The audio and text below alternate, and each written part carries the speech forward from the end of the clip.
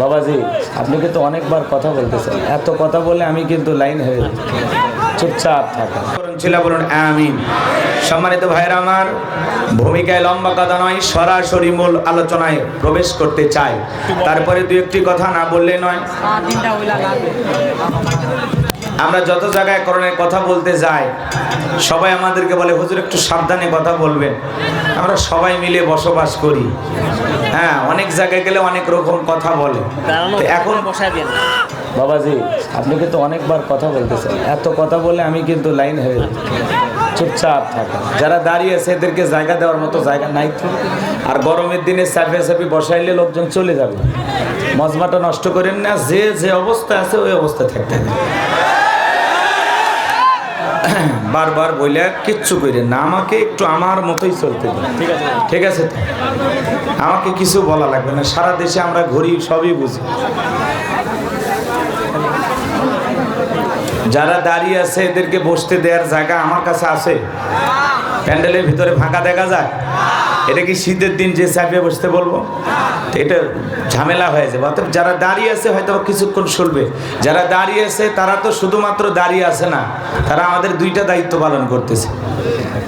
তারা নিরাপত্তা দিচ্ছেন আমাদেরকে। আর যারা দাঁড়িয়ে আছে এরা আসলে শক্তিবান পুরুষ, মাঝাই শক্তি আছে। হ্যাঁ, দেখি তো কতক্ষণ দাঁড়ায় থাকতে পারেন আপনারা। হ্যাঁ, ঠিক আছে, দাঁড়িয়ে থাকেন। যে কাজে যত পরিশ্রম বেশি, সেই কাজে সব তত বেশি। যারা বসে শুনতেছে তাদের চাইতে যারা দাঁড়িয়ে আছে তারা আরো সব বেশি পাবে, যদি ভদ্রতার সহিত শেষ পর্যন্ত শোনে। কারণ কিছু লোক আসে একটু দেখে আবার একটু সামান্য আলোচনা শুনে চলে যায়। এই শ্রোতাগুলোর ওপরে আসলে খুব বেশি খুশি হওয়ার কোনো উপায় নেই। কারণ একটা প্রোগ্রামে আপনি এত দূর থেকে বক্তা নিয়ে আসলেন, যদি মোনাজাত পর্যন্ত নাই থাকেন, কারণ আলোচনা শুরুতেই কয়েকটা মিনিট কথা শুনে কি হয়তো আপনি যে আলোচনাগুলো খুঁজতেছেন, শুনতে আগ্রহ, সেই আলোচনাগুলো হয়তো বা বলা যায় না 1 ঘন্টা 2 মিনিট পরে শুরু হবে। কথা কয় না কেন? যুবক, তোমরা যে আলোচনাগুলো খুঁজতেছো ওগুলো হয়তো 1 ঘন্টা 32 মিনিট পরে শুরু হবে। মা বোন যারা আছে তারা টেনশনে পড়ে গেছে যে হুজুরদের সামনে, খালি হুজুরের সামনে পুরুষ মানুষ, এই জন্য খালি পুরুষদের ওয়াজ করতেছে। আমাদের মনে ভুলেই গেছে মা বোনদের জন্য হয়তো বা আলোচনা 1 ঘন্টা 45 মিনিট পরে শুরু হবে। এই জন্য কখন কোন আলোচনা শুরু হবে আমি নিজেও জানি না। কথা বলেন ঠিক কিনা? এই জন্য একটু সময় দেন, ধৈর্য নিয়ে কথাগুলো শোনেন। আমরা দুর্নীতি মুক্ত বাংলাদেশ গড়তে চাই। কথা বলেন ঠিক কিনা?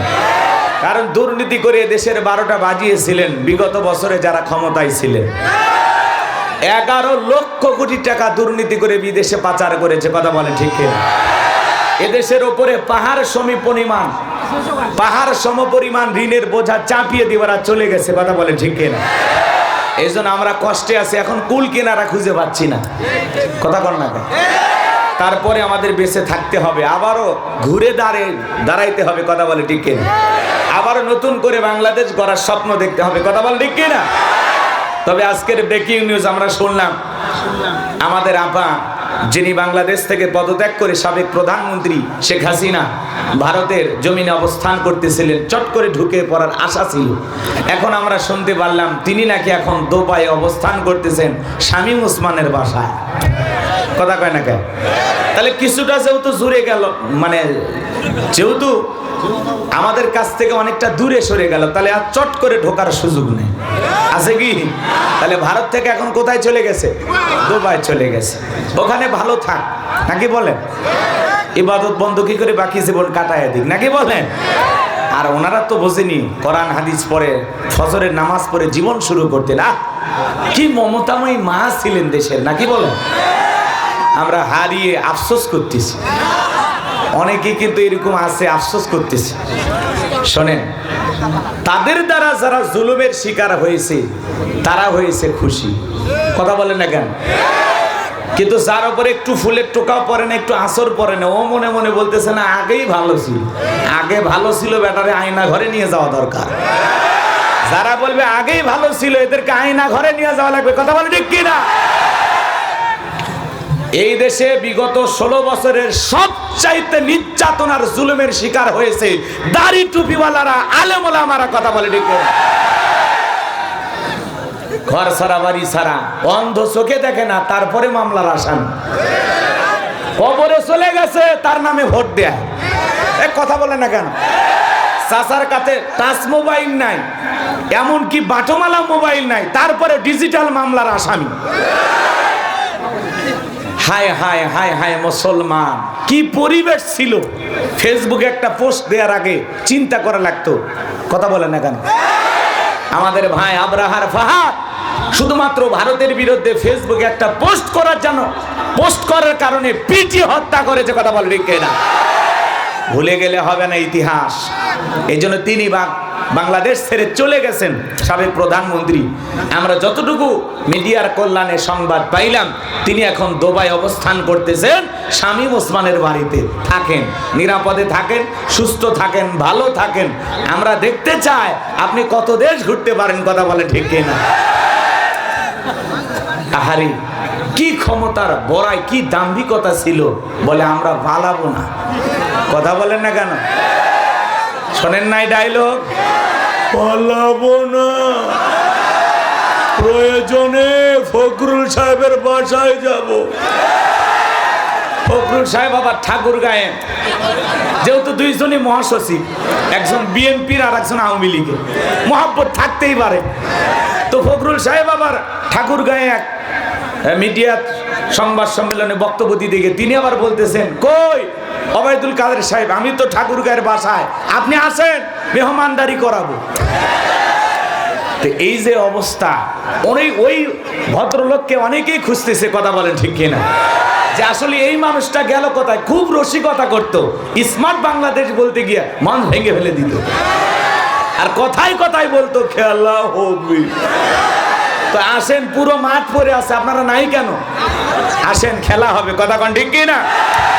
এই জন্য আমরা বলবো, এদেশের জনগণের প্রতি যারা জুলুম করেছে, এদেশের মানুষকে যারা নির্বিচারে গুলি করে হত্যা করেছে, বছরের পর বছর নিরীহ আলেম ওলামাদেরকে যারা জেলখানায় বন্দী করেছে, ওদের বিচার বাংলার জমিনে না হলেও আল্লাহর আদালতে ওরা ছাড় পাবে না।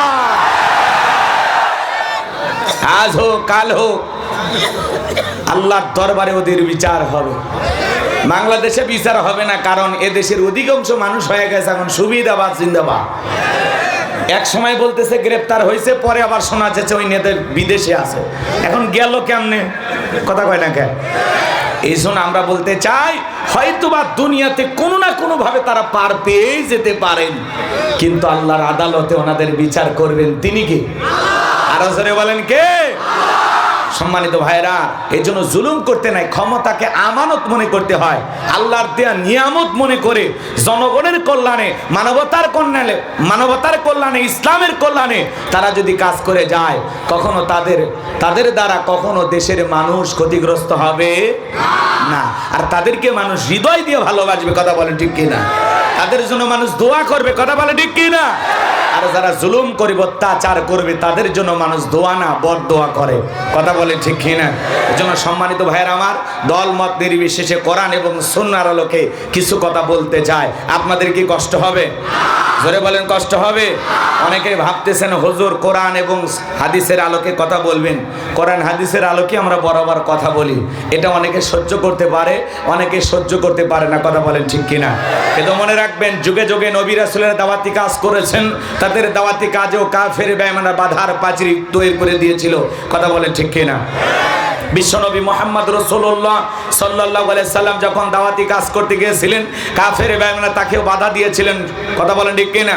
শুধু তাই নয়, বিশ্বনবীকে তায়েফের ময়দানে রক্তাক্ত করা হয়েছিল, উহুদের ময়দানে দান্দার মোবারক শহীদ হয়ে গেছিলেন। সাহাবায়ে কিরাম দ্বীনকে প্রতিষ্ঠিত করতে গিয়ে মার খেয়েছেন, রক্ত ঝরিয়েছেন, জীবন দিয়েছেন। ও বাংলার মুসলমান, 1971 সালে এদেশের মাটির জন্য, এদেশের স্বাধীনতার জন্য আপনার আমার পূর্বপুরুষেরা যদি রক্ত দিতে পারেন, জীবন দিতে পারেন, 2024 সালে ছাত্ররা আন্দোলন করতে গিয়ে রক্ত দিয়েছেন, জীবন দিয়েছেন, পঙ্গুত্ব বরণ করেছেন, হাজার হাজার রক্তের বিনিময়ে 2024 সালে যে নতুন স্বাধীনতা পেয়েছি, যুগে যুগে ইসলামের জন্য, দ্বীনের জন্য, দেশের জন্য যদি আমরা রক্ত দিতে পারি, প্রয়োজন যদি হয় আল্লাহর জমিনে আল্লাহর দ্বীনকে প্রতিষ্ঠিত করতে গিয়ে, কোরআনের সমাজ কায়েম করতে গিয়ে নবীদের মতো, সাহাবায়ে কিরামদের মতো বুকের তাজা রক্ত দিতে হয় কোরআনের সমাজ ব্যবস্থা কায়েম করার জন্য। কারা কারা বুকের তাজা রক্ত দিতে রাজি? দুই হাত তুলে আল্লাহকে দেখা।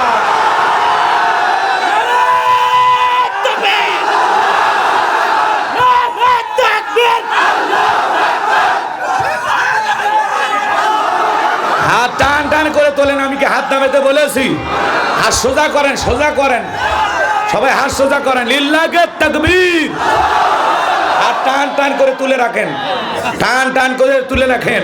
আমার আল্লাহ রাব্বুল আলামিন বলেন, ইন্নাল্লাহা আশতারা মিনাল মুমিনিনা আনফুসাহুম ওয়া আমওয়ালাহুম বিআন্না লাহুমুল জান্নাহ। সূরা তাওবার 111 নম্বর আয়াতে আল্লাহ পাক জানিয়ে দিলেন, নিশ্চয়ই মুমিন বান্দাদের জান মাল আমি আল্লাহ ক্রয় করে নিয়েছি, বিনিময়ে দেব জান্নাত। বলুন সুবহানাল্লাহ। তাহলে বলেন তো বাজান, আপনার আমার জীবনের মালিক কে? এ ঠাকুরগাঁয়ের যুবকেরা ভালো করে বলো তো, এই জীবনের মালিক কে? প্রেম করবার প্রেমিকাকে পার্কে নিয়ে যা ডায়লগ দিবা, এই জীবন তোমার, তুমি শুধু আমার। ওরে হাইব্রিড যুবক, এই জীবনের মালিক কে? আপনার আমার সম্পদের মালিক কে? আল্লাহর দেয়া জীবন, আল্লাহর দেয়া সম্পদ আল্লাহর পথে খরচ করতে রাজি আছেন তো মুসলমান? রাজি আছেন তো ইনশাআল্লাহ? রাজি আছেন তো ইনশাআল্লাহ? বাম হাত নামান, শুধু ডানে হাত তুলে রাখেন, শুধু ডান হাত। আল্লাহ রাব্বুল আলামিন বলেন, ইল্লা সাহাবাল ইয়ামিন ফি জান্নাতি ইয়াতাসাআলুন। ডানপন্থী যারা জান্নাতের বাগানে থাকবে তারা, ডানপন্থী যারা আল্লাহর প্রিয় তারা। বলেন আল্লাহু আকবার। কোনো কথা হবে না। কিছুক্ষণ আগেই বলেন, হুজুর জীবন দিতে রাজি, রক্ত দিতে রাজি। আপাতত জীবন রক্ত দুইটার কোনোটাই দেয়া লাগবে না। ডান হাতটা পকেটের ভিতর ঢুকে দিয়া যে যা পারেন, যতটুকু পারেন এই তাফসীর মাহফিলের জন্য প্রাণ ভরে দান করবেন। সোজা পকেটে হাত দেন, আমিও দিচ্ছি, দেন। সবাই পকেটে হাত দেন, নিজের পকেটে হাত দেন, অন্য কারো পকেটে হাত দিয়ে পকেট মেরে বলে মার খেন না। ছেলেপেলে যারা আসছো স্বেচ্ছাসেবকের দায়িত্ব পালন করতেছেন, ব্যাগ নিয়ে, রুমাল নিয়ে, চাদর নিয়ে, যার কাছে যা আছে তাই নিয়ে মাঠে নামো, খেলা হবে। হ্যাঁ, ছেলেপেলে মাঠে নামো, তাড়াতাড়ি তাড়াতাড়ি। এই ভাই ফ্যান দিতে গেলাম কি?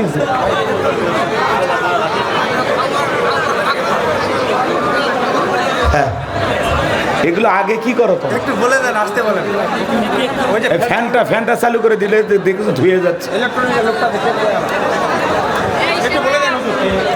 এই ছেলেপেলে যারা সব ব্যাগ নিয়ে সবাই মাঠে নামেন, সবাই মাঠে নামেন, সবাই পকেটে হাত দেন, আমিও দিচ্ছি, দেন। সবাই পকেটে হাত দেন, আমিও দিলাম, দেন, সবাই দেন, সবাই পকেটে হাত দেন। 10, 20, 50, 200, 100, 500, 2000, 5000, 10,000, 1 লাখ, 2 লাখ, যে যা পারেন আল্লাহর রাস্তায় পকেটে হাত দিয়ে টাকা বের করে দেন। খবরদার কে যেন বিড়ি ম্যাচ দিন না। 2014 সালে ওয়াজ করতে গেছিলাম রংপুর তারাগঞ্জ। ওই জায়গায় কালেকশন চলতেছিল। একজন ব্যাগের ভিতর দিয়েছিল 2 প্যাকেট বিড়ি, দিয়ে লেগে দিয়েছে 1 প্যাকেট মাহফিল কমিটির আর 1 প্যাকেট বক্তা। কত বড় দুষ্ট, চিন্তা করেন। এরকম দুষ্টমি করা যাবে না।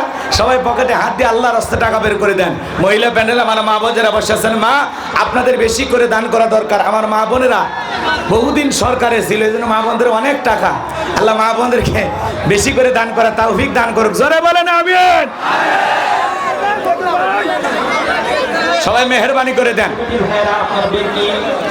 হ্যাঁ, কমিটির ভাইরা সবাই ব্যাগ নিয়ে ভিতরে প্রবেশ করেন। আর আমার হাতে 2, 4, 5, 10,000, 1 লাখ, 2 লাখ যারা গণ্যমান্য ব্যক্তিবর্গ দেবেন তাড়াতাড়ি দেন, সময় কম, আমরা আলোচনায় চলে যাব, ডাইরেক্ট আলোচনায় চলে যাব।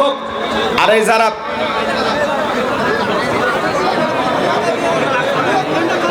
একটু ফ্যানটা চালু করে দাও বাবা। কই ওই ছেলে কই, কি নাম ওর? এই ডেকোরেশনের যারা দায়িত্বে আছেন, এই ফ্যানটা চালু করে দাও। ওরা কই গেছে? খাইতে গেছে নাকি চা খায়? তোমরা একটা লাইন করে দিতে পারো না ফ্যানে? নাহলে এখানে যাও, জেনে যাচ্ছে। মাশাআল্লাহ, বাবাজি আমার 500 টাকা দিয়েছেন, জোরে বলেন মারহাবা। দান করেছেন 500 টাকা। দুনিয়া খেরাতের এই কোনা কোনো ঠেকা, মনের পর রসুলের সাথে কি জান্নাতি করে দিও দেখা। টাকার রংটা বড় ভালো, অন্তরে জ্বালা দাও কোরআনের আলো। টাকার মধ্যে নেই সিরা, আল্লাহ গোলাম রব্বানি দোয়া দিস না ফিরা। জোরে কোন মারহাবা, জিকির করেন লা ইলাহা। ভাই সবাই একটু দান করেন খুব দ্রুত গতিতে, আমরা আলোচনায় চলে যাব, কষ্ট দেব না। ঘন্টাখানিক কথা বলবো, মেহেরবানি করে প্রাণ ভরে দান করেন। বহুদিন পর আপনাদের এই বালিয়াডাঙ্গি থানায় আসছি, মেহেরবানি করে দেন, যে যা পারেন দেন, আমরা আলোচনায় চলে যাব। যুবকেরা বসো বাবা, প্রাণ ভরে তোমাদের জন্য আলোচনা হবে ইনশাআল্লাহ। হ্যাঁ, ব্যাগগুলো যারা নিয়ে গেছেন মেহেরবানি করে কালেকশন করে মঞ্চে জমা দেব। হ্যাঁ, ব্যাগগুলো দিয়ে কালেকশন হচ্ছে, পাশাপাশি তোয়ালা দিয়ে অথবা বিভিন্ন রুমাল দিয়ে যে যেমন ভাবেন পারেন কালেকশন করে দয়া করে কর্তৃপক্ষের ভাইদের হাতে বুঝাইয়া দেবেন। সবাই একটু মেহেরবান। এ ভাই বসেন, বসেন গো, মাজার সোজা করতেছেন, তাহলে মাজার সোজা করে বসে পড়েন। হ্যাঁ, 1 মিনিট এদিক সেদিক ঘুরে ঘুরে করে বসেন বসেন বসেন।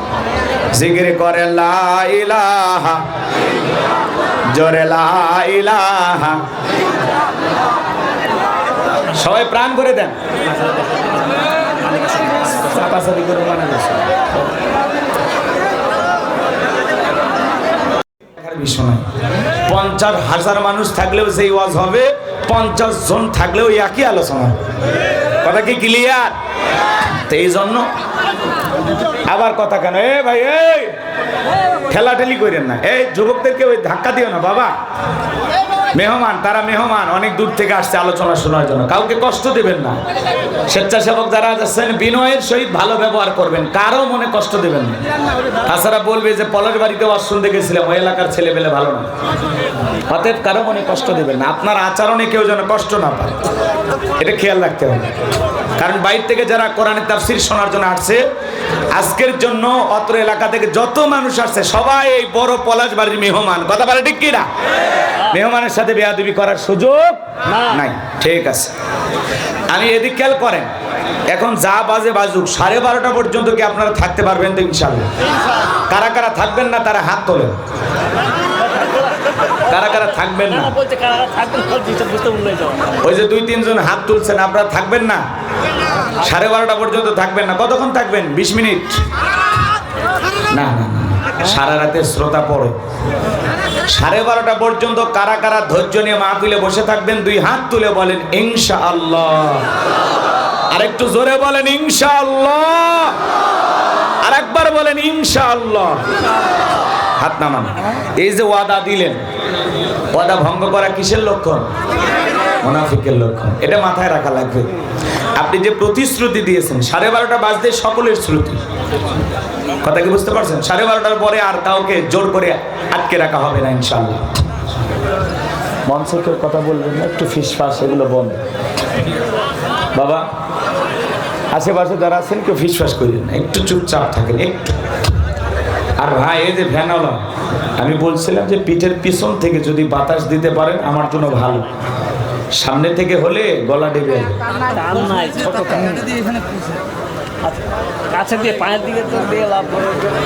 সামনে থেকে দিলে একটু পিছন থেকে আরেকটু নিয়ে যাওয়া যায়।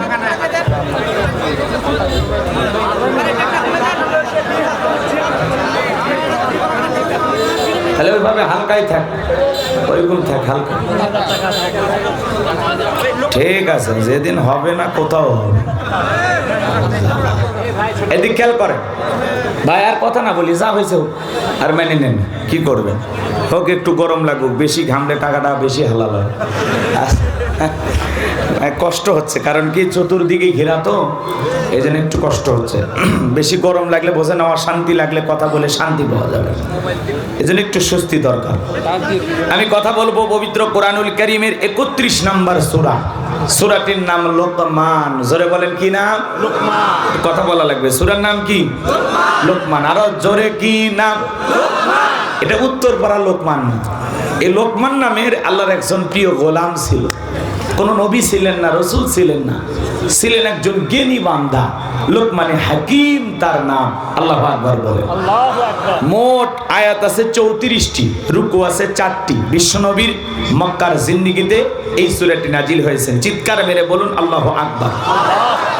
তাহলে কোরআনুল কারীমের কত নাম্বার সূরা? আরো জোরে বলেন। 31 নাম্বার সূরা। সূরাটির নাম লোকমান। মোট আয়াত 34টি, রুকু আছে 4টি।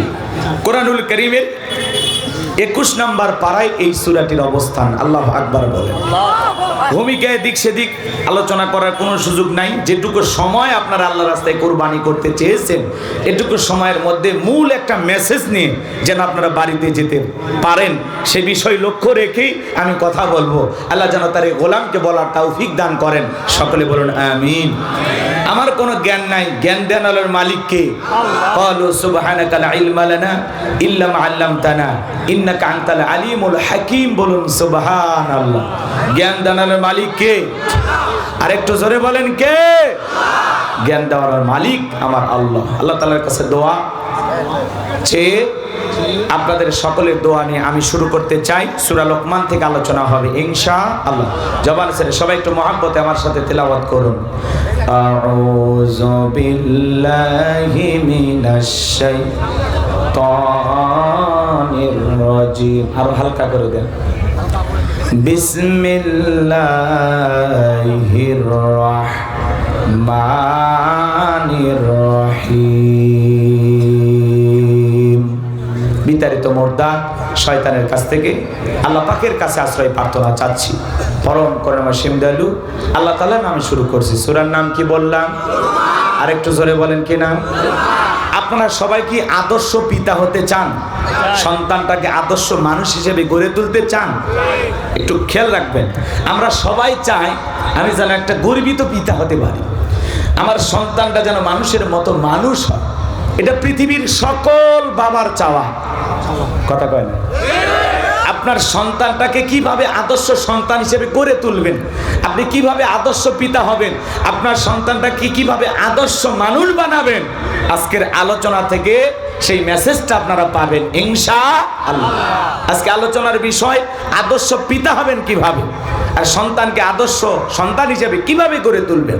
লোকমানে হাকিম তার কলিজার টুকরা সন্তানদেরকে যে উপদেশগুলো দিয়েছিলেন, সেই উপদেশগুলো যদি আমরা আমাদের ঘরে থাকা সন্তানদেরকে দিতে পারি, এই সন্তানগুলো মানুষের মতো মানুষ হবে। চিৎকার মেরে বলুন আল্লাহু আকবার। সম্মানিত ভাইয়েরা আমার, কোরআনুল কারীম থেকে আলোচনা করতে চাই, কারণ এই কোরআনুল কারীম থেকে যদি আলোচনা করা হয়, বলেন তো বাজান, এই কোরআনের মধ্যে কি কোনো ভুল আছে? কোনো মিথ্যা আছে? কোনো ধোঁকা আছে? থাকবে কি করে? কিতাবটি নাজিল করেছেন কে? সে আল্লাহ রাব্বুল আলামিন বলেন, যালিকাল কিতাবু লা রাইবা ফীহি।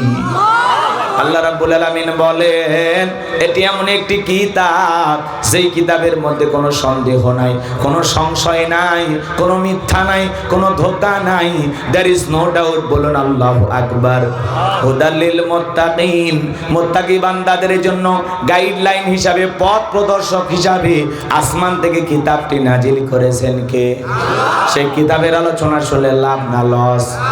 লাভটাকে আমার আল্লাহ জানা দিলেন, ওয়া ইযা কুরিয়াল কুরআনু ফাসতামিউ লাহু ওয়া আনসিতু লাআল্লাকুম তুরহামুন।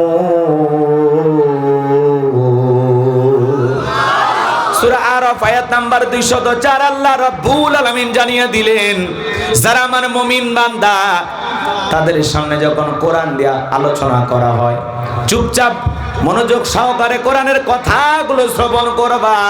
তোমাদের সামনে যখন কোরআন থেকে আলোচনা করা হয়, চুপ করে মনোযোগ সহকারে কান লাগিয়ে কথাগুলো যদি শ্রবণ করতে পারো, আমি আল্লাহ রাব্বুল আলামিন আসমান থেকে তোমাদের উপরে আমার রহমত বৃষ্টির মতো নাজিল করব। বলুন সুবহানাল্লাহ। চুপচাপ কানটা খাড়া করে ধৈর্য নিয়ে যদি কথাগুলো শুনতে পারি, রহমত নাজিল করবেন তিনি কে? কানটাকে খরগোশের মতো খাড়া করেন। চলুন আমরা আলোচনা শুরু করি। সম্মানিত ভাইয়েরা আমার, লোকমানে হাকিমের জীবনে যদি আমি আলোচনা করি, 2-3 ঘন্টা আলোচনা করে শেষ করা সম্ভব হবে না। সংক্ষিপ্ত করে আপনাদের উদ্দেশ্যে একটু মেসেজটা বলে দিয়ে যেতে চাই। এই লোকমানে হাকিম চেহারাটা ছিল কালো, লোকটা ছিলেন খাটো, খুব বেশি লম্বা ছিলেন না। লোকমানে হাকিম কোন নবী ছিলেন না, রাসূল ছিলেন না, ছিলেন একজন আল্লাহর পছন্দের গোলাম। এই লোকমানে হাকিম তার চেহারাটা যদিও কালো, অন্তর ছিল ভালো। তার জবানের কথাগুলো আসমানের মালিক আল্লাহর পছন্দ হলো। সেই কথাগুলোকে কোট করে আল্লাহ রাব্বুল আলামিন কোরআনুল কারীমের ভিতরে তার নামে একটি সূরা নাজিল করলো। বলুন আল্লাহু আকবার।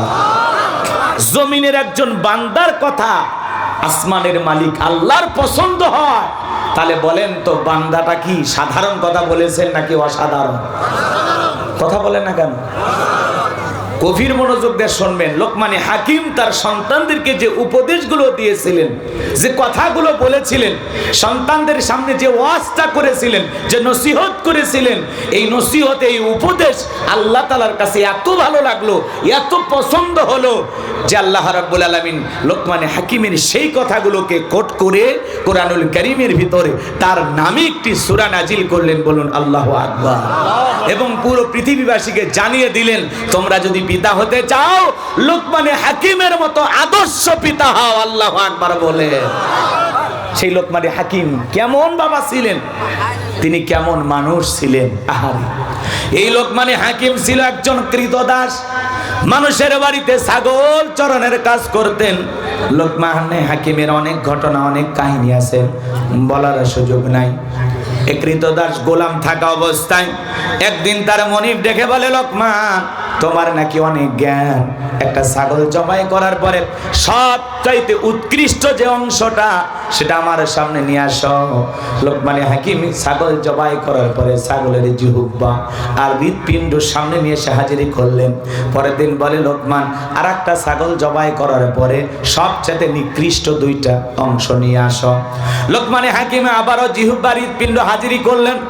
লোকমানের মনিব ডেকে বলে, লোকমানে হাকিম, বুঝতে পারলাম না, উৎকৃষ্ট বেলায় একই জিনিস নিয়ে আসলাম, আবার সবচেয়ে নিকৃষ্ট বস্তু যেটা আনতে বললাম তার ভিতরেও এই দুইটা জিনিস আনলা, ব্যাপারটা বুঝতে পারলাম না। লোকমানে হাকিম ডেকে বলেন, এই জিহ্বাটা এমন একটা দামি জিনিস, এই জিহ্বাতে যদি আল্লাহর জিকির করা হয়, এই জিহ্বাতে যদি সত্য কথা বলা হয়, সত্যের পক্ষে সাক্ষী দেওয়া হয়, তাহলে দেহের ভিতরে এই জিহ্বাটা হবে সবচেয়ে দামি। এই যে হৃৎপিণ্ড, মানুষের অন্তর যেটা বলা হয়, এই অন্তরের ভিতরে যদি সাদাকে সাদা বাবা হয়, কালাকে কালা বাবা হয়, অন্তরের ভিতরে যদি গুনাহের ময়লা না থাকে, মরিচা না থাকে, অন্তরটা যদি আল্লাহর ভয় থাকে, আল্লাহর ভয়ে আল্লাহর প্রেমে যদি অন্তরটা ভরা থাকে, অন্তরটা যদি নেক আমল দিয়া পরিপূর্ণ থাকে, তাহলে দেহের ভিতরে সবচাইতে দামি বস্তুতে পরিণত হয়ে যায়। যদি গুনাহের ময়লা না থাকে, আল্লাহর ভয়ে যদি দিলটাকে সাফ রাখা যায়, পরিষ্কার রাখা যায়, তাহলে দেহের ভিতরে দুইটা জিনিস দামি হয়ে যায়। বলুন আল্লাহু আকবার। আর যদি এই জিহ্বাতে মিথ্যা কথা বলা হয়, অশ্লীল কথা বলা হয়, গালিমন্দ করা হয়, মিথ্যা সাক্ষী দেওয়া হয়, অন্তরের ভিতরে যদি ঘৃণা থাকে, হিংসা থাকে, লোভ লালসা থাকে, পাপ করতে করতে অন্তরটা যদি কালা হয়ে যায়, তাহলে দেহের ভিতরে সবচাইতে নিকৃষ্ট বস্তু হয়ে যায়। কথা বলেন ঠিক কিনা? তার মনে বুঝতে পারলেন এবং এই উদাহরণ থেকে জানার পরে তখন বলতেছে, লোকমান, সত্যি তোমার অনেক জ্ঞান আছে, এই বিশাল জ্ঞান নিয়ে আমার বাড়িতে চাকরের দায়িত্ব কেন পালন করবা? আজ থেকে আমি তোমাকে আজাদ করলাম, মুক্ত ঘোষণা করলাম। বলেন আল্লাহু আকবার। লোকমানে হাকিম মাঠে ময়দানে ওয়াজ করতেন, মানুষ তার কাছে বিভিন্ন বিষয়ে প্রশ্ন করতেন, লোকমানে হাকিম সেই জবাব দিত। একদিন ভরা মজলিসে ওয়াজ করতেছেন, একজন দাঁড়িয়ে বলে, লোকমান, আজ থেকে কয়েক বছর আগে মাঠে ময়দানে একজনের সাথে ছাগল চরানোর কাজ করতাম, তার চেহারার সাথে তোমার চেহারার মিল পাওয়া যায়, ওই ব্যক্তি তুমি নাকি ওই ব্যক্তির সাথে তোমার কোনো সম্পর্ক আছে? লোকমানে হাকিম ভরা মজলিসের লোকজনদেরকে ডেকে বলে, শোনো, আজ থেকে কয়েক বছর আগে মাঠে ময়দানে যে ছাগল চরানোর কাজ করত, সে রাখালি আজকে তোমাদের সামনে ওয়াজ করতেছে, প্রধান বক্তা হয়ে উপদেশ দিতেছে। চিৎকার মেরে বলেন আল্লাহু আকবার। এই ঘটনার দ্বারা শিক্ষা হলো, মুমিনেরা অতীতের ইতিহাস ভোলে না। কথা বলে ঠিক কিনা? একজন রিক্সা চালক, ভ্যান চালক গরিব অসহায় থাকতে পারে, আল্লাহ যদি ধনী বানায়, সম্পদওয়ালা বানায়, শুকরিয়া আদায় করে, অহংকার করে না। আর দেখা গেল হঠাৎ কিছু টাকার মালিক হয়ে গেল, এত দাম্ভিকতা করে, অহংকারে পা যেন জমিনে পড়ে না। আল্লাহ তাআলা দিয়েছেন, আপনার কি যা আছে সব দিয়েছেন কি? সামনে গেলে বুঝতে পারবেন। আমার ভাইয়েরা, আল্লাহ রাব্বুল আলামিন পবিত্র কোরআনুল কারীমের ভিতরে স্পষ্ট করে জানিয়ে দিলেন, ওয়ালাকাদ আতাইনা লুকমানাল হিকমাতা আনিশকুর লিল্লাহ ওয়া মান ইয়াশকুর ফাইন্নামা ইয়াশকুরু লিনাফসিহি ওয়া মান কাফারা ফাইন্নাল্লাহা গনিয়্যুন হামিদ। আল্লাহ রাব্বুল আলামিন বলেন, আমি লোকমানে হাকিমকে ইলম দিয়েছিলাম, জ্ঞান দিয়েছিলাম, হিকমত দান করেছিলাম। লোকমানে হাকিমকে জ্ঞান দান করেছিলেন তিনি কে? আরো জোরে বলেন কে? সে আল্লাহ রাব্বুল আলামিন বলতেছেন, আমি লোকমানে হাকিমকে জ্ঞান দান করেছিলাম এবং বলেছিলাম, লোকমান তুমি আমার শুকরিয়া আদায় করো, কৃতজ্ঞতা প্রকাশ করো। লোকমানে হাকিম কৃতজ্ঞতা প্রকাশ করেছিলেন। আল্লাহ রাব্বুল আলামিন বলেন, যে কৃতজ্ঞতা প্রকাশ করলো এতে তার সম্মান মর্যাদা বাড়বে। আর যারা অকৃতজ্ঞ, কৃতজ্ঞতা প্রকাশ করতে চায় না, তাদের জেনে রাখা উচিত আমি আল্লাহ অমুখাপেক্ষী, আমি আল্লাহ নিজেই প্রশংসিত। সুবহানাল্লাহ বলে। আপনি প্রশংসা করলেও এদিক খেয়াল করেন, আমার আল্লাহর কোনো লাভ নাই। আবার আপনি প্রশংসা আদায় না করলে আমার আল্লাহর কোনো লস নাই। তাম পৃথিবীর মানুষ ঐক্যবদ্ধ হয়ে যদি আল্লাহকে আল্লাহ বলে ডাক দেয়, এতে আমার আল্লাহর সম্মান মর্যাদা বাড়ে না। আবার তাম পৃথিবীর মানুষ যদি সিদ্ধান্ত গ্রহণ করে আল্লাহকে আল্লাহ বলে ডাক দেবে না, এতে আমার আল্লাহর সম্মান মর্যাদা কমে না। আপনি ডাকলেও আমার আল্লাহ আল্লাহ, না ডাকলেও আমার আল্লাহ আল্লাহ। কারণ 5 বছর পরে ভোট দিয়ে নির্বাচন করে আল্লাহ হয় না। কথা বলে ঠিক কি না? যারা শুকরিয়া আদায় করে, লোকমানে হাকিম আল্লাহ তাআলা ইলম দিয়েছিলেন এবং বলেছিলাম, লোকমান আমার লোকমানে হাকিম এলেম জ্ঞান পাওয়ার পরে আল্লাহ তাআলা কৃতজ্ঞতা প্রকাশ করেছিলেন, শুকরিয়া আদায় করেছিলেন। আল্লাহ রাব্বুল আলামিনের প্রিয় গোলামে পরিণত হয়ে যাওয়ার কারণে লোকমানে হাকিমের সম্মান মর্যাদা কমেছে না বেড়েছে? তার মানে শুকরিয়া আদায় করলে বান্দার লাভ, আমার আল্লাহর কোনো লাভ নাই। আর শুকরিয়া আদায় না করলে বান্দার লস, আমার আল্লাহর কোনো লস নাই। এই জন্য আল্লাহ রাব্বুল আলামিন বলেছিলেন, যারা কৃতজ্ঞতা প্রকাশ করে না, আমি আল্লাহর শুকরিয়া আদায় করে না, তাদের জেনে রাখা উচিত, তাদের জেনে রাখা উচিত আমি আল্লাহ কারো মুখাপেক্ষী নই, আমি আল্লাহ অমুখাপেক্ষী। সারা দুনিয়ার মানুষ আল্লাহর মুখাপেক্ষী। কথা বলে ঠিক কিনা? কথা কয় না কেন? আমরা সবাই কার মুখাপেক্ষী? আরো জোরে বলেন। আর আল্লাহুস সামাদ, তিনি কারো মুখাপেক্ষী নন, আমরা সবাই তার মুখাপেক্ষী। কথা বলে ঠিক কিনা? গভীর মনোযোগ দিয়ে কথাগুলো বোঝার চেষ্টা করবেন। শুকরিয়া আদায় করলে, কৃতজ্ঞতা প্রকাশ করলে বান্দার লাভ, আমার আল্লাহর কোনো লাভ নাই। আর শুকরিয়া আদায় না করলে বান্দার লস, আমার আল্লাহর কোনো লস নাই। গভীর মনোযোগ দিয়ে শুনবেন। কেন আল্লাহ তাআলার শুকরিয়া আদায় করবেন না? কেন আল্লাহ তাআলার প্রশংসা আদায় করবেন না? কেন আল্লাহর শ্রেষ্ঠত্ব বরত্ব ঘোষণা করবেন না? এই জমিনে আল্লাহ তাআলা যেদিন আপনাকে আমাকে পাঠিয়েছিলেন, বলেন তো দেহের ভিতরে পোশাক ছিল? আরো জোরে বলেন। এই যে পোশাকটা দেহের ভিতরে পরে আছে, এটা দিয়েছেন কে? আল্লাহ। আরো জোরে। রাগ করতেছেন? আপনি আমি যখন জন্মগ্রহণ করেছিলাম কয়েক লাখ টাকার বান্ডিল নিয়ে আসছিলেন? হ্যাঁ, জমির দলিল সহ বেরোছিলেন? আহারে, এক ফোঁটা নাপাক পানির থেকে যে মহান মনিব সৃষ্টি করে উলঙ্গ করে পৃথিবীতে পাঠাইয়া আপনার শরীরে চাকচিক্য পোশাক পরার ব্যবস্থা করে দিয়েছেন কে? আবার এই জমিনে এমনও মানুষ আছে, আপনি যে সুন্দর পোশাক পরেন, এই সুন্দর পোশাক পরার ভাগ্য তার হয় না, কারণ কেনার টাকাটাই নাই। তার চাইতে আপনি ভালো নাই? কেন আল্লাহর প্রশংসা আদায় করবেন না? কত মানুষ রেল স্টেশনে শুয়ে কাতরাচ্ছে, আপনার একটা টিনের বেড়াওয়ালা হোক, মাটির হোক, একটা ঘর আছে। এই দুনিয়াতে এমনও মানুষ আছে যার এরকম ঘরও নাই, তাদেরকে আমরা বলি যাযাবর। কথা বলে ঠিক কিনা? মাথার তলে ইট দিয়ে ঘুমাচ্ছে, আর আপনি একটা নরম বালিশের তলে ঘুমাচ্ছেন, তারপরেও বলেন তো শুকরিয়া আদায় করবেন না? এ বাবা, গল্প করেন না। এই ছেলে, এই যে মোবাইল পরে সাইজ করতেছি, একটু এদিক খেয়াল করেন। আমি আগে বলছি, এদিক সেদিক কথা বললে আমার একটু এলোমেলো হয়ে যাবে। মনোযোগ দেন। বলেন তো আল্লাহ তাআলার কৃতজ্ঞতা প্রকাশ করা দরকার আছে না নাই? কেন করবেন না রে ভাই? আপনি ভ্যান চালক হন, রিক্সা চালক হন, আলহামদুলিল্লাহ আলহামদুলিল্লাহ। ছোটখাটো একটা দোকান বালিয়ে ডাঙ্গি বাজারে আছে, আলহামদুলিল্লাহ, এতে আমি খুশি। আমার 2-1 বিঘা জমি আছে, আলহামদুলিল্লাহ। এত আহামরি চাহিদা কেন? কথা বলেন না কেন? নিজের অবস্থানে থেকে শুকরিয়া আদায় করেন। যে যার অবস্থান থেকে আল্লাহ তাআলার প্রশংসা আদায় করেন, আপনার অবস্থানকে পরিবর্তন করে দিবেন কে? লা ইন শাকারতুম লাযিদান্নাকুম ওয়া লা ইন কাফারতুম ইন্না আযাবি লাশাদীদ। নিয়ামত পাওয়ার পরে যারা শুকরিয়া আদায় করে, আমি আল্লাহ পাক তাদের নিয়ামত সমূহগুলোকে বাড়ায়া দেই। চিৎকার মেরে বলুন সুবহানাল্লাহ। আর যারা নিয়ামত পাওয়ার পরে না শুকরিয়া আদায় করে অকৃতজ্ঞ হয়, আমি আল্লাহ পাক তাদের নিয়ামতগুলোকে ছিনায় নেই এবং তাদের জন্য রয়েছে কঠোর আযাব, শাস্তির ব্যবস্থা। চিৎকার মেরে বলুন নাউযুবিল্লাহ। কেন আল্লাহর প্রশংসা আদায় করবেন না? এই জন্য ভাইয়েরা আমার, অনেকে বিদেশে থাকে, সৌদি আরব, মালয়েশিয়া, দুবাই, সিঙ্গাপুর। আলহামদুলিল্লাহ, আপনি তো একজন প্রবাসী ভাই। কত মানুষ বিদেশে যাওয়ার স্বপ্ন দেখে। এই জন্য যে যার অবস্থান থেকে, আরে ভাই, যতটুকু আল্লাহ দিয়েছেন ততটুকু পেয়েই আল্লাহ তাআলা শুকরিয়া আদায় করতে হবে। এই দুনিয়াতে কত অসঙ্গতি আছে, কত সমস্যা আছে। পারস্যের কবি শেখ সাদী রহমতুল্লাহ আলাইহি, মনটা বড় খারাপ, পায়ে এক জোড়া স্যান্ডেল নাই, ডেকে বলতেছে মনে মনে, আল্লাহ, আমি এত বড় কবি, আমার পায়ে এক জোড়া জুতা নাই, মনটা বড় খারাপ। পথ চলতে গিয়ে তাকা দেখে আল্লাহর একজন বান্দা বসে আছে যার 2টা পা নাই। মুহূর্তে শেখ সাদী রহমতুল্লাহ আলাইহি সিজদায় পড়ে গেলেন আর আল্লাহ তাআলার কাছে কেঁদে বললেন, আল্লাহ, আমার পায়ে জুতা নাই, আমি মন খারাপ করেছিলাম, কিন্তু এই জমিনে তোমার এমনও বান্দা আছে যার 2টা পা নাই। আল্লাহ গো, তার চাইতে আমারে তুমি কত ভালো রেখেছো।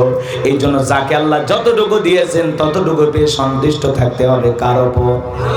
শুকরিয়া আদায় করবো কার? গভীর মনোযোগ দিয়ে কথাগুলো শুনবেন। একবার কুড়িগ্রাম জেলায় ওয়াজ করতে গেছিলাম। আমার আগে যিনি আলোচনা করেছিলেন অন্ধ হাফেজ সাহেব, চোখে দেখে না। আমরা খাওয়া দাওয়া করতেছিলাম, হঠাৎ করে বিদ্যুৎটা চলে গেল। আমি বললাম, ভাই তাড়াতাড়ি আলোর ব্যবস্থা করেন, প্লেটের মধ্যে অনেক খাবার আছে, মাছ আছে, হাড় আছে, এগুলো খাইতে গিয়ে কষ্ট হবে। আমাকে অন্ধ হাফেজ সাহেব হাতটা ধরে বলে, হুজুর, আজ 52 বছর হয়ে গেল আমার চোখে কোনো আলো নাই, বিদ্যুৎ নাই। ও হুজুর, আমার যে মা আমারে জন্ম দিয়েছে, মাটা দেখতে কেমন আমি জানি না, আমার বাবা দেখতে কেমন আমি জানি না, আল্লাহর আসমানটা দেখতে কেমন আমি জানি না, জমিনটা দেখতে কেমন আমি জানি না। হুজুর, আয়নার সামনে দাঁড়াইলে নিজের চেহারাটা দেখতে কেমন আমি জানি না। মা বাবা আমার বিবাহের ব্যবস্থা করেছে, বউটা দেখতে ফর্সা না কালা আমি জানি না। আল্লাহ অনেকগুলো ছেলে সন্তান, মেয়ে সন্তান দিয়েছে, ছেলেটা দেখতে কেমন আমি জানি না, আমার মেয়েটা দেখতে কেমন আমি জানি না। ও হুজুর, তারপরে আমি আল্লাহ তাআলার উপরে মন খারাপ করি নাই। আমার আল্লাহর প্রতি আমার কোনো রাগ নাই, অভিযোগ নাই। আমার আল্লাহ দুনিয়াতে চোখের আলো দেয় নাই। আমি আল্লাহ তাআলার কাছে একটা জিনিস চাই, কঠিন কিয়ামতের ময়দানে যেদিন আল্লাহ তাআলা আমার চোখের আলো ফিরায় দেবে, ওই দিন চোখের আলো ফিরে পাওয়ার পরে সর্বপ্রথম যেন আমি আমার ওই চোখ দিয়া আমার আল্লাহকে দেখতে পাই। একটা অন্ধ ব্যক্তির ঈমানটা কত মজবুত। কত মানুষ দেখেন না, 2টা হাত নাই, 2টা পা নাই, তার চাইতে কি আল্লাহ আপনাকে ভালো রাখে না? কত মানুষ এই মুহূর্তে হাসপাতালের বেডে শুয়ে কাতরাচ্ছে, তার চাইতে কি আপনি ভালো নাই? তাহলে শুকরিয়া হবে কার? একটু নির্বিষ হয়ে গেলে বলে, আমি এত নামাজ পড়ি, আরে এত অসুখ আমারই হয়, আল্লাহ কি দেখে না? নাউজুবিল্লাহ, আল্লাহ দেখে না? আল্লাহ তো সব দেখে। যে বান্দা যত মুহাব্বত আর পছন্দের, সে বান্দার তত পরীক্ষা, তত বিপদ মুসিবত দেন তিনি কে? একটু সবর করেন, একটু ধৈর্য ধারণ করেন। তাহলে আপনারা সবাই কেমন আছেন? আরো আসতে বলেন, আপনারা সবাই কেমন আছেন? যদি জিজ্ঞাসা করা হয় আপনারা সবাই কেমন আছেন, আলহামদুলিল্লাহ। আগামীকালকে কি বালিয়াডাঙ্গিতে দেখা হতে পারে? তাহলে কি বলতে হয়? ইনশাআল্লাহ। কারণ অনেক মানুষ কোন দোয়া কোথায় পড়া লাগে জানে না। কথা বলে ঠিক কিনা? একজন পেশাবখানায় যা দোয়া পড়তেছে, বিসমিল্লাহি ওয়ালা বারাকাতিল্লাহ। আমি তো বললাম, চাচা মিয়া, এটা তো খানা খাওয়ার দোয়া। কয় বাবা, কোন দোয়া যে কোন জায়গায় পড়া লাগে আমার মাথা কাজ করে না। কয় আপনার ছেলে সন্তান জন্ম হয়েছে, কয় ইন্না লিল্লাহি ওয়া ইন্না ইলাইহি রাজিউন। কয় আপনার শাশুড়ি মারা গেছে, কয় আলহামদুলিল্লাহ। তো অনেক মানুষ আছে কোন দোয়া কোন জায়গায় পড়লে বোঝে না। ভাই কেমন আছে? ভাই ইনশাল্লাহ। কথা কোন নাকি কি বলে? ভাই কেমন আছেন বলে কি ইনশাল্লাহ। অথচ জিজ্ঞাসা করলে ভাই কেমন আছেন কি বলতে হয়? আলহামদুলিল্লাহ। এগুলো বলতে গেলে অনেকে আবার মন খারাপ করে। যদি জিজ্ঞাসা করে ভাই কেমন আছেন, কত কোসর মোসর, কত কি গরিবের থাকা না থাকা, ভাই আমি যে মানুষ, আমার আর কি খবর নেবেন, এই কোনো মতে দিনকাল যাচ্ছে আর কি আসি আলহামদুলিল্লাহ, মানে অনেক কষ্টে মুখ দিয়ে আলহামদুলিল্লাহ বের হয়। এরকম মুসলমান আছে না নাই? শুকরিয়া আদায় করতে হবে কা? আমার একজন মহাব্বতের মানুষ আছে, তাকে আমি কয়েকদিন আগে ফোন দিয়েছিলাম যে বাবাজি আপনি কেমন আছেন? তখন বলতেছে আলহামদুলিল্লাহ ভালো আছে। তারপরে আমি বললাম দিনকাল কেমন যাচ্ছে? যা যাচ্ছে আলহামদুলিল্লাহ। সমস্যার কথা তো তোমাকে বলে লাভ নাই, সমস্যা দিবেন যিনি, সমাধান করবেন। আরো জোরে বলেন, সমাধান করবেন। জীবনের কোনো কিছু চাওয়ার আগে, বলার আগে বলেন তো বলতে হবে কার কাছে? গভীর মনোযোগ দিয়ে কথাগুলো বোঝার চেষ্টা করবেন। আমরা মুসলমান কোন জায়গায় কোন দোয়া পড়া লাগে অনেকে বুঝি না। আপনাদের এই গ্রামের নাম পলাশবাড়ি, এই গ্রামের একজন মসজিদের ইমাম সাহেব আছে না নাই? একজন এই গ্রামের আর একজন মানুষ মসজিদের সামনে দিয়ে হেঁটে যাচ্ছে, জহরের নামাজের পড়বে। সালাম দিলেন, আসসালামু আলাইকুম, ভাই কই যান? বলে ভাই আমি যাচ্ছি সেই রানী শঙ্কল। কেন? ওই জায়গায় যে একটু হাট থেকে একটু গরু কিনে বাড়িতে নিয়ে আসবো। তখন বলতেছে ভাই তাহলে বলেন ইনশাল্লাহ হাটে যাচ্ছি। বলে এই যে হুজুরদের এই সমস্যা, কোথাও না কোথাও একটা সমস্যা ধরেই দিবেন আপনারা, খালি ভুল ধরতে পারলে আপনারা খুশি। হাতে আছে গরু, পকেটে আছে টাকা, তো মাঝখানে ইনশাল্লাহ বলা লাগবে কেন? কথা বলে না কেন? বিরক্ত হয়েছেন আপনারা? এইবার ভাইয়েরা আমার, আল্লাহর এই গোলাম হাটে যাওয়ার পরে গরু দেখে পছন্দ হয়েছে, এইবার পকেটে হাত দেয়, পকেট খালি লম্বা হয়। বলেন তো লক্ষণ ভালো না খারাপ? এইবার পকেটের দিকে টাকায় দেখে ছিনতাইকারী চোর বাটপার যারা আছে, আস্তে করে বিলেট দিয়ে পকেটটা কেটে টাকা মেরে নিয়েছে, ও টেরো ভাই নাই। এইবার আসরের নামাজের পরে ইমাম সাহেবের সামনে দিয়ে হেঁটে যাচ্ছে, তখন বলতেছে আব্দুল সালাম ভাই গরু কোথায়? কয় ইনশাল্লাহ টাকা চুরি হয়ে গেছে, ইনশাল্লাহ গরু কিনতে পারি নাই, ইনশাল্লাহ বাড়িতে যাইতেছি। সে ইনশাল্লাহ বললই চালান পাতি হারানের পরে। তা আমাদের অবস্থাও তাই। আল্লাহ তাআলা এত নিয়ামত দিয়েছেন, এত ভালো রেখেছেন, তারপরেও জবান দিয়ে আল্লাহর শুকরিয়া আদায় করি না। আমাদের চাইতে বড় নিয়ামত হারাম কেউ নাই। এই জন্য আল্লাহ বলেন ইন্নাল ইনসানা লিরাব্বিহি লাকানুত, ইন্নাল ইনসানা লিরাব্বিহি লাকানুত। মানুষ বড় অকৃতজ্ঞ। ডাইরেক্ট বাংলা ভাষায় যাকে বলা হয় নিয়ামত হারাম। বলেন তো সব সময় শুকরিয়া আদায় করতে হবে কার? তাহলে আল্লাহর জমিনে বসবাস করি, যে আল্লাহ তাআলা সুস্থতা দিয়েছেন, যে আল্লাহ তাআলা আমাদেরকে স্বাভাবিক চলাফেরা করা তৌফিক দিয়েছেন, চোখের জায়গায় চোখ দিলেন, নাকের জায়গায় নাক দিলেন, কানের জায়গায় কান দিলেন, দেহের ভিতরে কোটি কোটি টাকার নিয়ামত যে আল্লাহ তাআলা দান করেছিলেন, যে আল্লাহ তাআলা দান করেছেন, সে আল্লাহ তাআলার শুকরিয়া আদায় করা যাবে তো ইনশাআল্লাহ? তাহলে জবান ছেড়ে সবাই আরেকবার বলুন আলহামদুলিল্লাহ। আমার ভাইয়েরা, লোকমানে হাকিম এইবার তার কলিজার টুকরা সন্তানদেরকে নিয়ে সুন্দর করে উপদেশ দিয়ে বলতেছেন, আমার আল্লাহ রাব্বুল আলামিন সেই কথা জানিয়ে দিলেন, ওয়া ইযা ক্বালা লুকমানু লিবনিহি ওয়া হুয়া ইয়াইযুহু ইয়া বুনাইয়া লা তুশরিক বিল্লাহ ইন্নাশ শিরকা লা যুলমুন আযীম। আমার আল্লাহ রাব্বুল আলামিন বলেন স্মরণ করো লোকমানে হাকিমের কথা। যখন লোকমানে হাকিম তার কলিজার টুকরা সন্তানদেরকে নিয়ে উপদেশ দিয়া বলতেছেন, লা তুশরিক বিল্লাহ ইয়া বুনাইয়া লা তুশরিক বিল্লাহ, হে আমার বৎস, হে আমার কলিজার টুকরা সন্তান, আল্লাহর সাথে কখনো কাউকে শরীক করা যাবে না। বলেন তো আল্লাহর সাথে কাউকে শরীক করা যাবে? ইন্নাশ শিরকা লা যুলমুন আযীম। শিরক হলো সবচাইতে বড় জুলুম, সবচাইতে বড় অপরাধ। কথা বলেন ঠিক কি না? ভাই কি হয়েছে, এত পাগল হয়ে গেছে?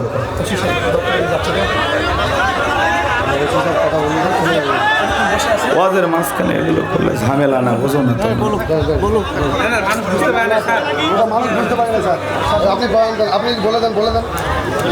আমাদের থানা থেকে ওসি সাহেব আসছেন, উনি একটু সালাম বিনিময় করবেন, এতটুকু একটু ধৈর্য ধরেন। আসলে বয়ানের রাখতে চায়, সেবা করতে চায়। আমরাও চাই প্রশাসনের ভাইয়েরা যদি সত্যিকারের জনগণের বন্ধু হয়, এদেশ দুর্নীতি মুক্ত হবে। কথা বলেন ঠিক কিনা?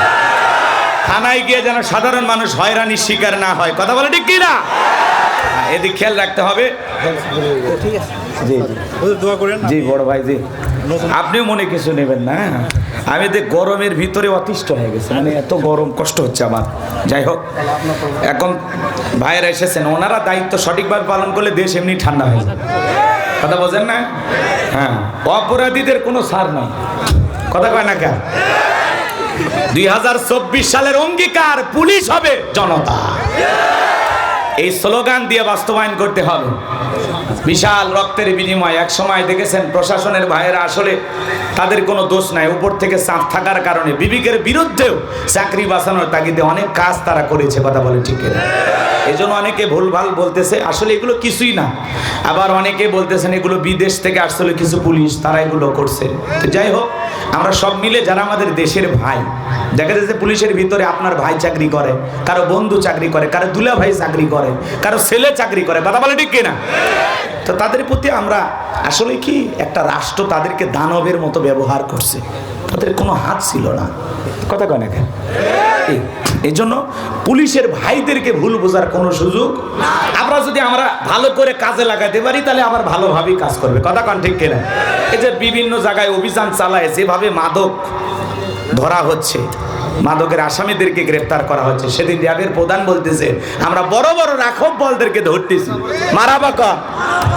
এই যে তারা পরিবর্তন হচ্ছে। এই যে ভাই এসে যে কথা বললেন যে আমি আপনাদের পাশে থাকতে চাই, খুব কাছে যেতে চাই, খুব পাশাপাশি থেকে সেবা করতে চাই, তো সুযোগ দেওয়ার দরকার নাই। মিশলেই তো বোঝা যাবে মানুষটা কেমন। কথা কন ঠিক কিনা? আচ্ছা, দূরে থেকে বোঝা যাবে না, এই জন্য কাছাকাছি যাবেন, থানায় যাবেন, মাঝে মাঝে চা কফি খায় আসবেন। আগে ওই হাইব্রিড পাতি নেতারা খাইতো, এখন জনগণ যা খাবে। এ কথা বলেন। হ্যাঁ, এখন জনগণের দাম বেড়ে যাবে। পাতি নেতা আউট, গর্তে গর্তে লুকেছে, কাকর খুঁজে পাওয়া যাচ্ছে না। কি বাহাদুরি, আমাক চিনিস? আমি কে? অমুক নেতার আপন খালাতো বোন, 7 ছোট মেয়ে বিয়ে করেছি। কি হাইব্রিড পরিচয়! ওদের গরম এলাকায় থাকা যাইতো না। চেয়ারম্যান সাহেব, সাবেক চেয়ারম্যান, কথা কয় না, বিএনপির চেয়ারম্যান মনে হয় নাকি? হ্যাঁ, এখন দিন চলে আসছে। কথা কন ঠিক কিনা? ঠিক আছে, আল্লাহ কবুল করেন। আগামীতে কারা ক্ষমতায় যাবে, কি ক্ষমতায় যাবে, এটা আমরা সময় বলে দেব। তবে আমরা চাই আমাদের সমাজে অবশ্যই সৎ নেতার প্রয়োজন, যে দেশের জনগণের জন্য কাজ করবে, ইসলামের কল্যাণে কাজ করবে। কথা বলে ঠিক কিনা? এদেশে 53 বছরে বহু মানুষের শাসন আমরা দেখেছি। কথা বলে ঠিক কিনা? আমরা কোরআনের পার্লামেন্ট কায়েম করতে চাই, আল্লাহর জমিনে আল্লাহর দ্বীনের বিজয় দেখতে চাই। এদেশ কোরআন দিয়ে চলুক। কারা কারা চান 2 হাত তুলে দেখা। আল্লাহ এদেশকে ইসলামের জন্য কবুল করুন, জোরে বলুন আমিন।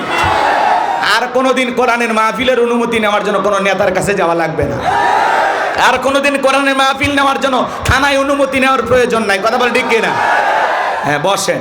ঠিক আছে, চলেন এবার সামনের দিকে যাই। আমার ভাইয়েরা গভীর মনোযোগ দিয়ে শুনবেন। লোকমানে হাকিম তার কলিজার টুকরা সন্তানদেরকে ডেকে বলতেছেন, ইয়া বুনাইয়া লা তুশরিক বিল্লাহ। হে আমার বর্ষ, হে আমার কলিজার টুকরা সন্তান, সন্তানকে কিভাবে ডাকবেন আল্লাহর কোরআন শেখাচ্ছে। যেমন তেমন ভাবে ডাকলে হবে না, সন্তানকে আদর করে ডেকে বলতে হবে, ইয়া বোনাইয়া, হে আমার বর্ষ, হে আমার কলিজার টুকরা সন্তান, হে আমার হৃদয়ের স্পন্দন। আদর করে ডাক দেওয়ার দরকার আছে না নাই? কিন্তু আমাদের ব্যবহারটা এত ভালো না, সন্তানের নামটা পর্যন্ত ভালো রাখে নাই। কথা বলে ঠিক কিনা? সন্তান আপনার কাছে কয়টা হক পায় বাবা হিসাবে বলেন তো দেখি? কয়টা? 2টা, 5টা? আপনার সন্তান আপনার কাছ থেকে হক পাবে 12টি। জোরে বলেন কয়টি? বলতে গেলে লম্বা সময় হবে, এত বলার সময় নেই। 2-1টা একটু বলে দিয়ে যা রাগ করতেছেন। সন্তান জন্মগ্রহণ করার সাথে সাথে কি করা লাগবে? ফেসবুকে পোস্ট করা লাগবে, এই মাত্র বাবা হলাম। কথা কয় না কেন? সন্তান জন্মগ্রহণ করার সাথে সাথে সেলফি তুলে ফেসবুকে দিতে হবে, জীবনের প্রথম মামা হলাম। কথা কয় না কেন? এমনকি ছেলের যদি খালা থাকে, ফুফু থাকে, এরা পর্যন্ত ছবি তুলে ফেসবুক আইডিতে পোস্ট করে। খালা হওয়ার স্বাদ বুঝলাম। ও কি বুঝলো গো? এ কথা কয় না খেয়ে। এমনকি যে মহিলা বাচ্চা জন্ম দিয়েছে সে পর্যন্ত এই অবস্থায় থেকে বলে অনেক কষ্টের পরে মা হলাম। বলেন তো বাজান, সন্তান জন্মগ্রহণ করার সাথে সাথে প্রথম দায়িত্ব ফেসবুকে একটা ছবি ছেড়ে পোস্ট করা না কি কর? তো কি করা? কানে কি দেওয়া? আরে সেলফি তোলার ঠেলায় মামা, খালু, ফুফা, এমনকি বাপেরও মনে থাকে না। সন্তান জন্মগ্রহণ করার সাথে সাথে কি করতে হবে? আজান দিতে হবে। কথা বলেন ঠিক কি না? এরপরে আপনার দায়িত্ব আপনার সন্তানের সুন্দর একটা নাম রাখা। নাম রাখে ট্যাবলেট, বল্টু, নাট, স্ক্রু, ঝন্টু, মন্টু, লালু, কালু। নামের স্টাইল কি? মোটু, ফাতলু, হ্যাঁ, রকি, ঝকি, সনি, জনি। হাইরে নামের সাইজ গো! হাসি, খুশি, মায়া, জয়া। কথা কয় না কেন? পিঙ্কি, চুমকি, চুইটি আছে না? শিলি, পিলি, বিলি। হাইরে নাম গো! নাম রাখতে হবে সুন্দর একটি ইসলামিক নাম। কথা বলেন ঠিক কি? আমাদের কাছে বলে হুজুর আমার একটা ছেলে হয়েছে, কি নাম রাখবো? আমরা বলি আল্লাহর কাছে দুইটা নাম প্রিয়, একটা আব্দুল্লাহ আর একটা কি? আব্দুর রহমান। তখন বলতেছে হুজুর আব্দুল্লাহ আমার দাদার নাম আর আব্দুর রহমান আমার চাচার নাম। এগুলো নামের মধ্যে কেন জানি দাদার চাচা চাচা ভাব, মানে বয়স্ক বয়স্ক লাগতেছে। কথা কন ঠিক কিনা? এগুলো নাম পছন্দ করে না। এক গ্রাম্য চাচা ঢাকায় চলে গেছে, ভাতিজার বাড়িতে খাওয়া দাওয়া শেষে বলতেছে ভাতিজা শুনলাম তোমার নাকি ছেলে আর মেয়ে আছে, ওদেরকে একটু ডাক দাও, একটু সাক্ষাৎ করি। এইবার এই ছেলে ডাক দিয়ে বলতেছে ব্রাশ ফায়ার। যেই ডাক দিছে গ্রাম্য চাচা মারছে দৌড়। তখন বলতেছে চাচা থামেন, দৌড়াই না। কেন? কয় বাবা আমারে ব্রাশ ফায়ার করে মারিস না। কয় চাচা থামেন, আপনি না দেখতে চাইলেন আমার ছেলে মেয়ে? তখন বলতেছে হ্যাঁ দেখতে তো চাইছি। তো বলতেছে ছেলের নাম রাখছি ব্রাশ আর মেয়ের নাম রাখছি ফায়ার। কি নামের বাহার আর স্টাইল! কথা কন ঠিক কিনা? সন্তানের নামগুলো সুন্দর রাখবেন। আল্লাহ বোঝার তৌফিক দান করুক। জোরে বলুন আমিন।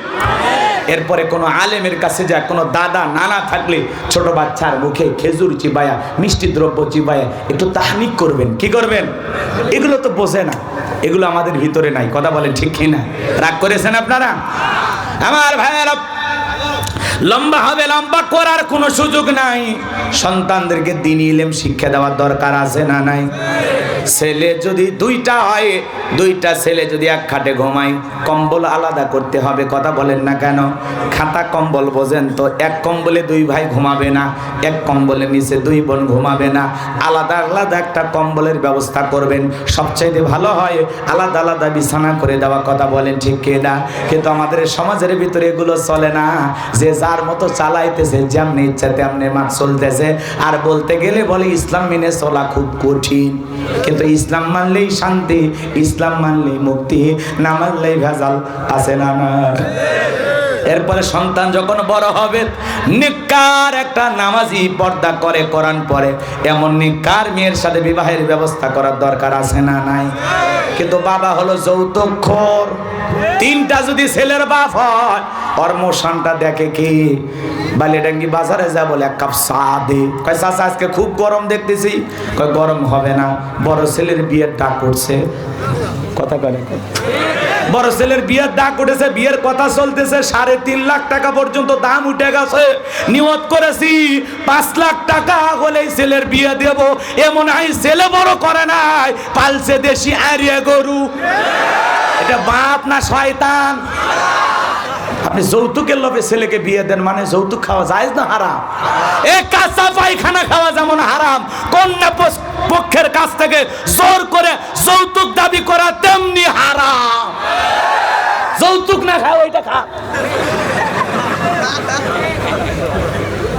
মহারানা পরিশোধ করার নাম নাই, যৌতুক নেই, যৌতুক নেই।